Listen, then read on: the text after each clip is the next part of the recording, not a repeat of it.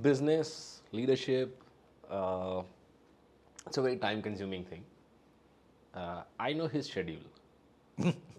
People who know him knows his schedule, and it's very difficult to keep up. And I'm assuming that yours is no better, because you travel around the world, you meet so many entrepreneurs, you work with so many different teams. Does it take a toll on your personal life? How do you try to balance the work and life thing?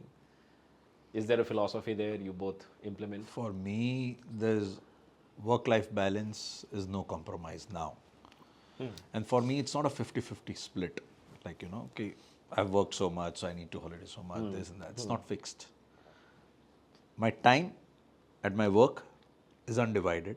My time with my family is undivided. And my time for myself is undivided. That's how I've planned my days. And actually, when you do that, you really, optimize yourself to achieve a lot more. The time that I spent with myself actually recharges me up to go out next day morning and work in a much better way, in a much focused way.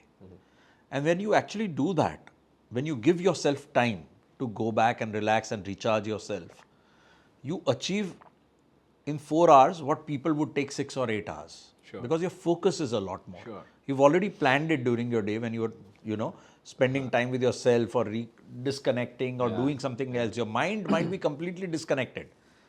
But you were always being ready for the next day to sit on your horse and just charge. The same way, when it's the time with my son, I know it's my time to actually not just recharge myself, but to give out whatever I have learned or whatever I have gained, whatever wisdom I have, whatever happiness I have, whatever feelings I have, and that has to be radiated to my family. And that's an Indian man's job. Like we've been brought up since ages, right? That when you come back from office, you radiate that light out of you so that you bring happiness to your family. And today we all work in the family, and all of us are working people, all of us are entrepreneurs struggling in their own way. So we make sure that once you are back home, obviously we discuss work, but there's a time for discussing work also, what each other did. We share. But when we are on the table, we have no phones now. We are very, very clear. Even my son at 13 years, he's, hooked on to tech while they want to, sit on the table and eat. No technology on the tables. And we've learned from great entrepreneurs. They've taught us doing that. They've taught us how, you have to give time to your own self, your family. And only then when you do that, you will actually perform way better as an entrepreneur than you used to do. So these are all actually good things to do for a successful entrepreneurship. Yeah. I call it, there's no balance. That's how I see it. There's contrabalance. And it's similar. But in this contrabalance, like now, I am going to be 10 days in India. I'm so far from my family. And then I'm flying to another country. So I design my year per week. So I live by the week.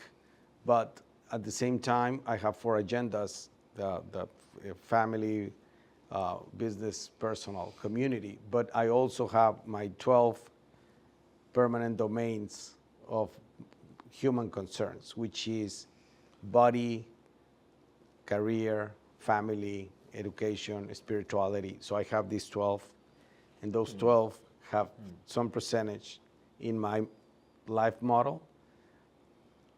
But every year, those percentage changes.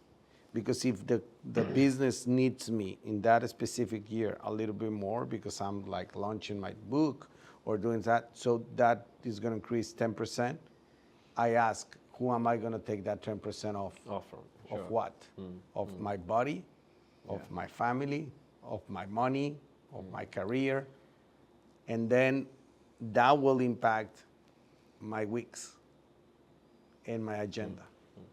So my daughters know that when I'm with them, I'm 100% with them, but I will not be with them 2-3 weeks.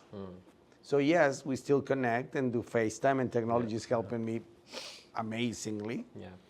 But then they know when I'm going back, and then I'm fully present, and then I leave again. So, or then I go and do the deep thinking, and then I do learning, and then I do administration. So, just to be clear, the percentage of the agenda that you're doing in hours or days or weeks, but projected to what is the person you want to become. Because I have heard a lot of people who says, I want to be very spiritual, and in their agenda is 2%. The hours they're investing on that, and they're investing 80%, let's say, in money. So those percentages of your agenda have to be congruent on the person you want to become. And it's okay by saying, family is going to be 30%. I mean, it's not a standard profile. You decide once again. Sure. So at the end of your life, if you have the time, because you may be taken by surprise, but if you have the time, check on saying, I wanted to be these percentages in each of my concerns, and I did this. Yeah. I did it. Oh, the other guy is richer than you. The other one is more famous than you. The other guy has more. No, because it's against myself. It's like golf, playing golf. It's against my own handicap. Right? So that's why I see it. That's when the answer is, who's chasing you? Which that was one of my problems. I felt at the beginning, years ago, that somebody was chasing me. And I will be sloppy because I was like a lot of testosterone, and I will not. So now I learned to breathe, stay quiet. In those years, I made a lot of mistakes because of the energy, right, and the passion.